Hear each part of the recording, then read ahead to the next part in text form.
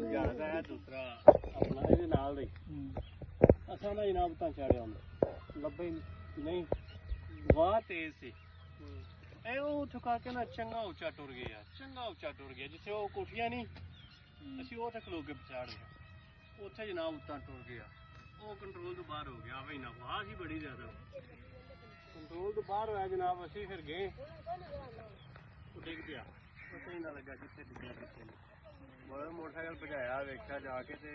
ਉਹ ਜਿਹੜੀ ਸਾਹਮਣੀ ਕੋਠੀ ਨਹੀਂ ਗਲਾਮਪੁਰ ਵਾਗੀ ਦੀ ਉਹਦੇ ਨਾਲ ਇਸ ਪਾਸੇ ਥੱਲੇ ਪਿਆ ਮੈਂ ਜੇ ਕਿਸੇ ਦੇ ਘਰ ਡਿੱਗ ਪੈਂਦਾ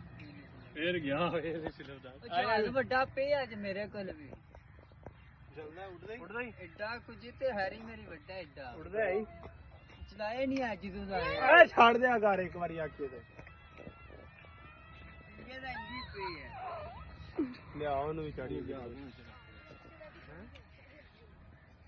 ਓਏ ਉਹ ਟੁੱਟ ਜਾਂਦੇ ਨੇ ਜਹਾਜ਼ ਉਹ ਜਿਹੜੇ ਨੇ ਨਾ ਲੋਹੇ ਦਾ ਜੀ ਹਾਂ ਜਾਂ ਫਿਰ ਇੰਜ ਦੀ ਜਗ੍ਹਾ ਖੁੱਲੀ ਆ ਕੇ ਚੜੀਏ ਤੇ ਤਾਂ ਹੈ ਮੈਂ ਇੱਕ ਵਾਰੀ ਇਹਨੂੰ ਘਰ ਉਡਾਇਆ ਨਾ ਇਹ ਫਿਰ ਅਗੇ ਹੀ ਗਿਆ ਫਿਰ ਸਾਨੂੰ ਨਜ਼ਰ ਹੀ ਨਹੀਂ ਆ ਗਿਆ ਕਿੱਥੇ ਸੀਤੀ ਵਾਨੇ ਦੱਸਿਆ ਆਂਦਾ ਭਾਜੀ ਉਹ ਪੈ ਜਾਂਦਾ ਜੇ ਜਹਾਜ਼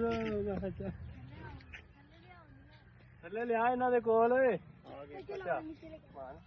ਇਹਨਾਂ ਦੇ ਕੋਲੋਂ ਇਹਨਾਂ ਦੇ ਕੰਨਾਂ ਦੇ ਕੋਲੋਂ ਨਹੀਂ ਕੱਢ ਜਰਾ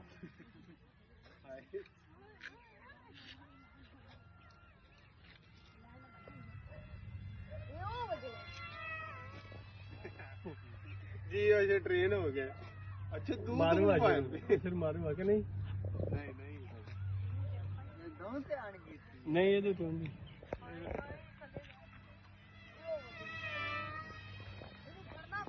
अच्छा मैं चैलेंज किते ਇਹਦੇ ਵਿੱਚੋਂ ਨੂੰ ਗਿਆ ਦੋ ਤਿੰਨ ਵਾਰੀ ਹਾਂ ਲੰਘਾਓ ਜੀ ਅੱਜ ਫੇਰ ਪਿੱਛੇ ਆ ਜਾ ਜੀ ਵੇਖੀਏ यहाँ पे बैटरी नहीं पूरी हो अंदर रह गया जो ताना रूम ना उतर रख थोड़ा उतर रख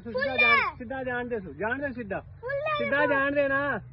चल कटाई कर राम राम चल साउंड दे बस कटाई ना करो वो कटाई नहीं की फुल सीधा ही जा रहा था बैटरी चल वो कुत्ते आए ने उन्हें दौड़ दवाना प्लान जेड़े